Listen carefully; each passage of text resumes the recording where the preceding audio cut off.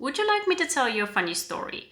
This morning, I woke up and I was like, I'm going to be productive today. I'm going to edit a video that I already pre-recorded of me gushing about the lovely books that I read in October. And it's like a 30-minute video that I'm going to need to edit and post as soon as possible. And then I figured out when I started to look for said video that yesterday, I met a couple of my besties yesterday. We had a wonderful ladies' night. We had a couple of glasses of wine. And somehow, because we took some pictures and I wanted to send them to the ladies, I don't know what I did, but I've deleted my 30-minute video that I was supposed to edit today.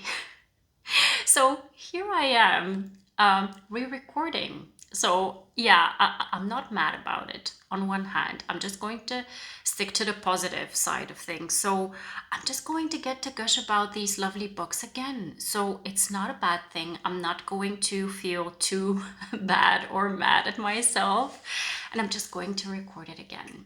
So here I am talking about all of the books that I managed to finish in the month of October. I had a splendid month, even though I didn't read a lot of books. Typically, I'll read maybe 15 to 20 books in a month. And last month, I think I finished about 12. But I just knew I was going to pick up a couple of books that I knew I was going to love, and I just savored them. I took my time with them. I annotated a couple of them because for one of them I don't have the physical copy yet. I did order it, but it's coming soon at home. And yeah, basically I just took my time and enjoyed some amazing, splendid, fabulous reads. So I'm going to gush about them today. So the first book I picked up is one that I actually started back in September. The book is called Make It Sweet by Kristen Callihan, but I actually finished it in October because I really took my time with it. I read it physically, so I really wanted to savor it because already from the start of the book, I was so invested in it and I knew I was going to love it. So I really took my time with it and I loved it. It has all the goodness that I absolutely am obsessed with at the moment. We've got an ex-hockey player and an actress, so a bit of a celebrity trope. We've got a grumpy sunshine dynamic, and we also have a foodie romance. Oh, I love this trope at this moment. It's just something that I'm craving. So, and it's kind of on steroids in this book because we've got the hero who is so an ex-hockey player. So you suspect that it's going to be a sports romance, but he's actually secretly a chef, like a hobby cook. It just melted my heart. I absolutely love this story. What we've got here is this guy who his dream was to be a professional hockey player, and something happens within his career that tragically ends it very abruptly. And then the heroine is a very famous actress who she's part of this kind of a show, a series that is kind of like Game of Thrones, very, very popular, and there's some erotic undertones to the series that she's part of. So she has a very interesting fan base. And interestingly enough, the hero is actually a fan of the show. So I love that within the setting of the book. How the two of them meet is basically the hero's grandma has this huge mansion that she manages, and he's there to kind of try to figure out what he's going to do with his life now that his dream is over. And then the heroine, her grandma is very good friends with his grandma, and she suggests that she goes to this mansion to do the same, to figure out what she wants to do with her time now that her career kind of has taken a turn. And yeah, the two of them meet and they have forced proximity because of this situation. And there is very good representation for chronic migraines that I really liked. And then the secret aspect of him cooking for her without her knowing that he's the cook. I really love that within the book. So it was such a good story. I gave it 5 stars. I definitely recommend to anyone who loves like foodie romances, a little bit of angst, a little bit of tension, and a lot of sexual tension as well. So it's a really good one. Next up, because it was the month of October and I was really in the mood for something Kind of atmospheric to commemorate the fall vibes. I picked up a short novella by Elise Kennedy. The book is called Apple Cider and Subterfuge, and it's one which has, again, all the types of cozy tropes that you're looking for within a fall vibe. We've got two undercover agents who are doing this undercover gig where they're monitoring this mafioso. So they live next to this guy that they're monitoring, and they're pretending to be a married couple. So they have this forced proximity, one bed trope. They're both pining for each other, and they kind of have this forbidden aspect of not wanting to cross over the line of professionalism. So they both want to get together, but they can't, and at the same time they need to pretend to be married, so they kiss the whole time, and they have this connection that everyone sees. And it's such a cozy read. I really liked it, and I gave it 4 stars. If you watched my wrap up from the month of August, I believe, you may have seen that I really enjoyed an audiobook through Audible by Cara Bastone. The book was called Call Me Maybe. I gave it 5 stars. I was so pleasantly surprised by it because the production for the audiobook was just superb. So I was like, I want to read the other books in the series, and I did that. So I read the 2 books that follow up that first book, and I also read another book by Cara Bastone in the month of October because I really liked the setting of, or the setup of, the audiobook. So I'm going to talk about these 3 books now. The first one is called Sweet Talk. And this one, the hero within this one is the brother of the heroine of the first book. And we've got, his name is Elliot. He lives in the same building as the heroine. She's actually the super for that building, but they don't know that they're each other's respective love interest because it involves a wrong number situation. So he is dyslexic, and he thinks that he has sent a message to his sister, but he actually messages her in the middle of the night about something, and they start to have this text exchange where they start to get to know each other. And they really like each other, but she knows that it's him, but he doesn't know that it's her. And we've got such amazing representation for dyslexic hero, and also the heroine is kind of a badass, tattooed, pierced heroine, and she's not really the type that he would usually go for. And it's such an interesting dynamic that she feels uncertain whether he's going to really like her outside of their text exchange. He's also a comic book designer, and this kind of plays a big role in the end of the book, and I really like that aspect within the book.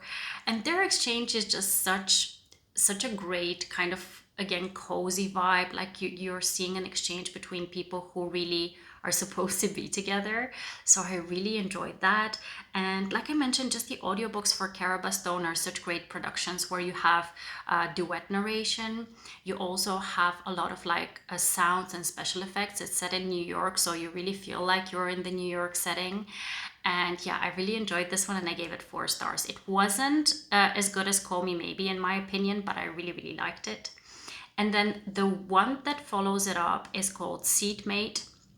This one is between a hero and heroine who are on this bus drive together that's going to take them a couple of hours to take them back to New York. She kind of has this opportunity to interview someone who hasn't been interviewed in such a long time. So it's really a career opportunity for her to kind of develop herself, and she needs to get there by a certain time, so she's very anxious whether she's going to make it. At the same time, he kind of, he has this urge to help her out. He's like the type of guy who just is the most cinnamon rolly type of guy who just finds out that she has a cause and he wants to help her get there at any cost. So this is the amazing part within the story that I really love, that he just goes above and beyond to help her out.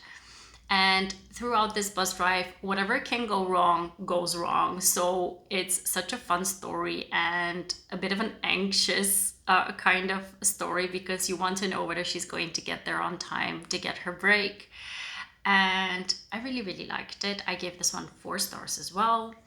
And then the last one that I read by Cara Bastone is called Love at First Psyche. We've got two college students who, at the beginning of the story, we find out that they don't like each other very much, or so it seems.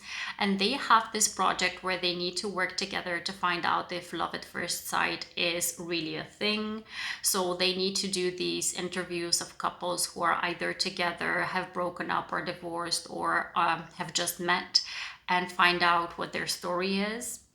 And she's the one who is skeptical, who is kind of grumpy about it, and he's kind of the romantic and kind of the more sunshiny character, and he's trying to convince her that it's real, and she's trying to convince him that it's not. And while the plot, so what drives the plot is very interesting, and I really found that the topic was really, it made me curious. I didn't find that they had a lot of chemistry together. I don't know, I just didn't feel a lot of connection with the heroine. So I gave this one 3 stars. I did enjoy the production again. It was really, really good, but it just wasn't a favorite. The next book I'm going to talk about is one that kind of feels special to me because it's a type of book that you don't come across very often. The book is called The Half of It by Juliette Fay, and the book centers on a hero and heroine who are in their 50s. So what I don't know what this trope is called, where we've got a demographic group of kind of more mature characters. So I like to call it mature love. I don't know if it's been coined or not. I don't know if it's wrong or right, but I like it. So we've got Helen and Cal. And this is very much a second chance love story because they used to know each other as teenagers. They were friends, and then something happened that made them more than friends. But we've got flashbacks of the past and chapters with the present, where we find out a lot what happened in the past, but also what their situation is currently. So Helen, she had a husband and he passed away. So she's a widow. And she has now moved to be close to one of her children because one of her children has a small child for whom she wants to help out. So she's taking care of her grandchild. At the same time, Cal also is a granddad. So he's helping out with his respective children's kids. And one day at the park, they meet each other while they're taking the kids out to the park. And they kind of reminisce about what has happened with their lives. I'm so curious to read more of such stories because it's so interesting to me that the concept of mature love hasn't been explored so much at the moment. I mean, there's so many people who either get divorced or are widowed or have decided that they want something else out of life. So they kind of are still looking for love. And it's so interesting for me to see the experience of those people, how it plays into them finding love at this later stage in life, and what are the setbacks and what are the positives. And this book just made sense to me. There was a slight thing that I didn't enjoy, but it's more of a personal preference than anything. That's why I gave it 4.5 stars. But just the idea of it and the execution of it, also the conflicts within the book, they just made sense to me. So I really, really enjoyed it, and I highly, highly recommend it.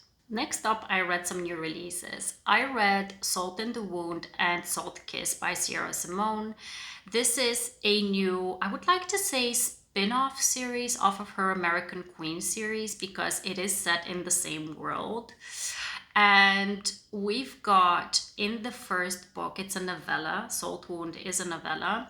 We've got the introduction of the two of the main characters within this series. I think it's going to be a 3-book series. We've got Isolde and Mark. Isolde, at the time of the novella, is still a teenager. Mark is an adult. She wants to become a nun. And her father, he's a very prominent banker kind of guy, and he has decided that he doesn't care. She wants to become a nun. He wants to marry her off to this very influential guy, Mark. Mark is the owner of Lioness. Lioness is a sex club, and this club deals in providing sexual flavors and favors for their clients. And in return, they would like to have secrets instead of currency, so instead of money. So he's very, very influential, and that's why her father wants to have a connection to him. And because of certain circumstances, she agrees to marry him, even though she actually is kind of battling her will of wanting to be connected to the church. Sierra Simone has such an interesting commentary on the Catholic Church, so it was a very fascinating read, and it's a very spicy read as well, both of the books. The second book, Salt Kiss, is more so focusing on the relationship between Mark and Tristan. Tristan is his bodyguard, his newly appointed bodyguard. And later on in the book, we also see the relationship between Tristan and Isolde. So this is actually a Tristan and Isolde retelling. And it's a very interesting menage of, how each of them is really connected to the other. So everyone has a connection that is separate from the trio at the moment. And then maybe in the later books, we're going to find out how they play into being a menage. So it's a very interesting read. I gave both of the books 4 stars. And now it's time to talk about possibly my most anticipated release of this year, as well as possibly my favorite read of this year, which is Cara by Liz Tomforde. This book, I think everyone who is in the booktube romance world has loved this book and has been anticipating this book. It's such a special read, and it has all the goodness that I expected it to have. I didn't know whether it was going to top The Right Move for me, but I believe that it actually did, because it just has tropes within it that made even more sense for me as a reader. So not more sense, but they're just more preferred by me as a reader. We've got a single dad, sports romance. He's a baseball player and she becomes his nanny, so his son's nanny. We've got a foodie romance. She is a pastry chef at the Michelin level. We've got amazing found family within this book, where we've got the baseball team that is part of the found family, as well as Kai's relationship with the characters from the previous 2 books, Mile High and The Right Move. This book, I have no words to describe how special it is. It is a long book, and I think that if there are any critiques about it, it's mostly that it's long. And I do understand that, but for me, the fact that I just loved it so much, if it would have been 100 pages more, I would have still devoured it with as much gusto as you can imagine, because I just loved it. The main characters are Malachi, we call him Kai, and Miller. Malachi, he had an accidental pregnancy, and he actually didn't know that he had a son until the mother of his child came into his life when his son was like 6 months old, and she was like, I don't want to be a mother. Here is your son. You need to take care of him. And she waives off her rights. So he is a single dad who needs to make do with finding out how he's going to take care of his son while he is in the major leagues. The nice thing about his situation is that he is in a team with his brother, so he does have a support system, as well as the coach for the team is a very good friend of his, so he has an amazing support system within his team. However, he is so protective over his son that he cannot keep a nanny, and that kind of becomes an issue because there is no one to take care of his son when he needs to play and he needs to travel. And this is where Miller comes in. She is the daughter of the baseball coach, Monty. He needs a book of his own. I just need to say that beforehand because I just loved him. And she is a pastry chef at the Michelin level. She has just won this amazing award and she kind of feels burnt out. Even though she's quite young, she doesn't have an inspiration to kind of continue her career after having won this award, and she is kind of worried about that. So she goes to visit her dad, and her dad convinces her that she should take the summer off and help Kai out with his kid so that she can kind of go back to the basics of loving what she's doing. And she decides to take that chance, and that is where the romance begins. There is amazing banter within this book, amazing sexual chemistry within this book. I understood the conflicts within this book. They just made sense to me. It didn't bother me that there was a conflict within the book that they needed to resolve in the end. And everything just made sense to me within this book. I absolutely loved it. It's a 5+ star for me, and I recommend it to anyone who has not read it yet. The next book is, I think, the only letdown that I had within the month of October. The book is by Tessa, Hale. It's an anticipated read for me. It's the 3rd book within a series that I started back in February. The book is called The Queen of Quintessence, and it's a continuation of the 2 books that I read that involve a why choose situation. It's a paranormal fantasy read, new adultish, I think.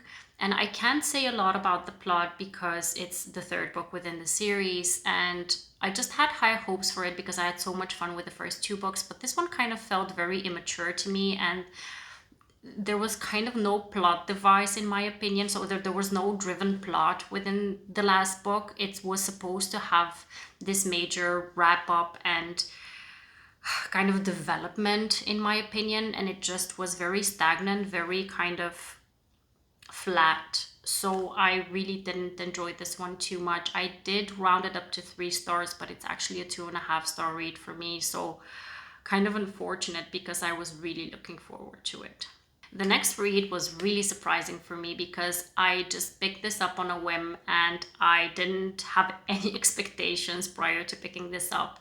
The book is called All I've Ever Wanted, All I've Ever Needed by A.E. Valdez, and it's a romance with a gorgeous cover. I think that that's what kind of caught my eye for me to pick it up in the first place. And it starts off with our heroine Harlow, who is in a relationship with this I think he's a celebrity, like a baseball player who is supposed to go into the major leagues, and he has been her best friend for forever, but she knows that something is wrong. Like she knows that she shouldn't be with this guy because she doesn't feel the same way that he does. And very unfortunately, already at the start of the book, he proposes to her while she's having these doubts, so she says no.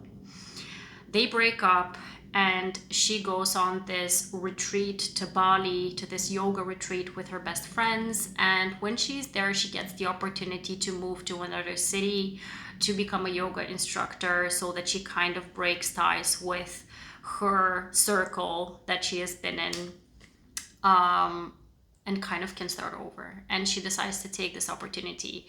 Fortunately for her, in Seattle, she has family, so her uncle lives there and she can stay at their guest house and work at their coffee shop together with also working at the yoga studio, so she can have a good income.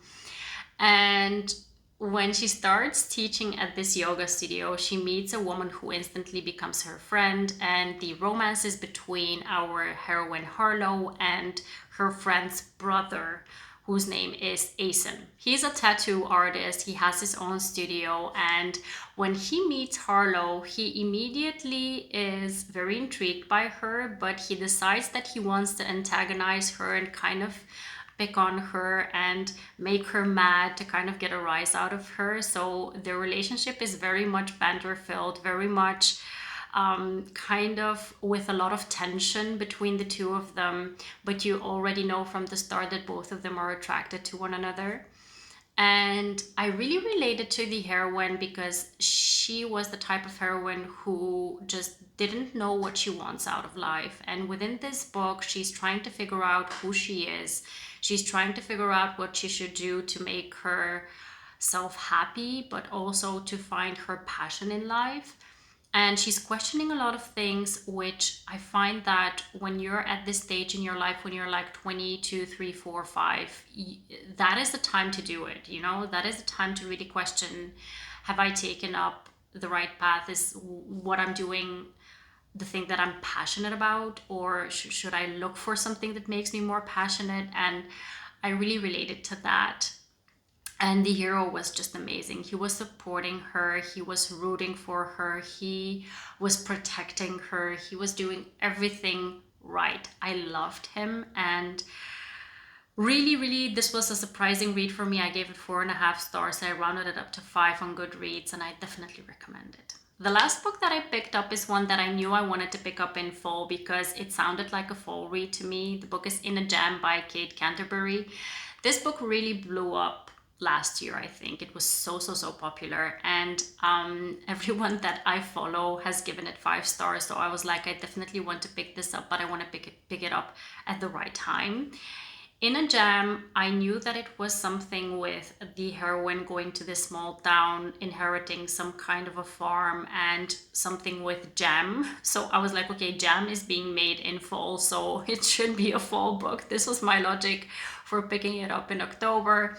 And I was right, actually. So I'm very happy that I picked it up at the time that I did. I really enjoyed the book. The book focuses on Shay and Noah, who both of them were childhood friends in this small town. But in present time, everyone has gone their own way and they have their own situations going on. Shay was left at the altar, while Noah has been appointed the guardian of his niece, and he is kind of like a single guardian, single dad. So Shay, she was left at the altar. She's kind of in a very bad place at the start of the book, and to her surprise, she receives a message that her step grandmother, I think, has left her this farm where she didn't expect to get this inheritance, but there is a very big stipulation that she needs to be there for a year, and within that year she needs to get married to be able to keep the farm. So she goes there because she kind of needs a clean break from the situation that she was in, and she finds out that Noah is there, and they kind of have this history of something had happened between them in the past. We don't know what yet in the beginning. But yeah, Noah finds out that she has this predicament, and he offers to marry her so that she can get the farm. So there is this marriage of convenience going on. And within this book, we've got the situation of the very much protective hero, very much pining hero, very much he falls first, and very much like he's using the she's my wife line, like every opportunity that he can get, even though it's a marriage of convenience, he really makes it seem like they're together. So there's just so much goodness within this book, and the small town vibes, and something very whimsical about it. I don't know what to say. It's just a very cozy, comforting read. It was just exactly the type of book that I wanted to pick up in October, and I really enjoyed it. I give it 4.5 stars, rounded it up to 5, and I definitely recommend it if you still haven't picked it up, because I think everyone else has read it. So yeah, I definitely enjoyed this one. These were all the books that I managed to finish in October. I re-recorded this and I made it through, still smiling, happy that I got to talk about these books again, so it wasn't a bad thing that I deleted my video in the first place. I hope you enjoyed this video. Please let me know if you've read any of the books that I mentioned here. Let me know if you've enjoyed them, loved them, or hated them. And I hope to see you very soon in the next one. Have a wonderful, marvelous day. Happy reading. Take care, and bye-bye.